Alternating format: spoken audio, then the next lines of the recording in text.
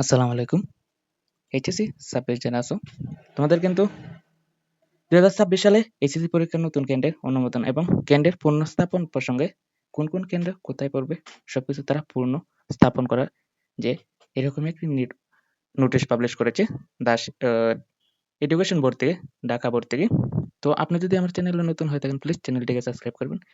শোনো, সাবস্ক্রাইব করে আমি জীবনে অনেক ভিডিওর মধ্যে অনেক সাবস্ক্রাইব করেছি। আমার ভিডিওর মধ্যে প্রায় একদিনই একদিনই প্রায় 300 থেকে 400 ভিডিও হয়, কিন্তু কেউ সাবস্ক্রাইব করে না। সাবস্ক্রাইব করলে তো কোনো ক্ষতি হবে না, প্লিজ সাবস্ক্রাইব করে দিও। এত কষ্ট করে একটা ভিডিও বানাই তাহলে তো একটু তো সাবস্ক্রাইব তো পাওয়াই যায়। তো মূল ভিডিওটি শুরু করি।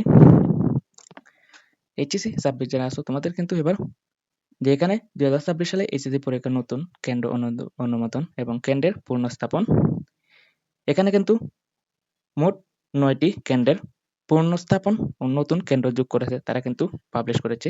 গত ভিডিওর মধ্যে দেখিয়েছিলাম যে কোন কোন কেন্দ্র কোথায় পড়েছে, এটা কিন্তু চাইলে আপনারা আগে দেখে আসতে পারেন।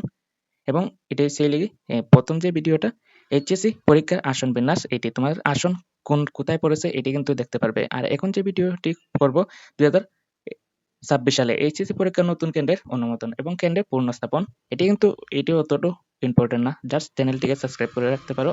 এখানে কিন্তু তোমাদের যে নতুন করে যে কলেজগুলো যোগ হয়েছে এটির কিন্তু যে কেন্দ্র যে তারা প্রকাশ করা হয়েছে। এখানে কিন্তু প্রথমে আছে যে মাতু মাতুয়াইল হাজী আব্দুল লতিফ ভুঁইয়া কলেজ, ঢাকা মহানগর।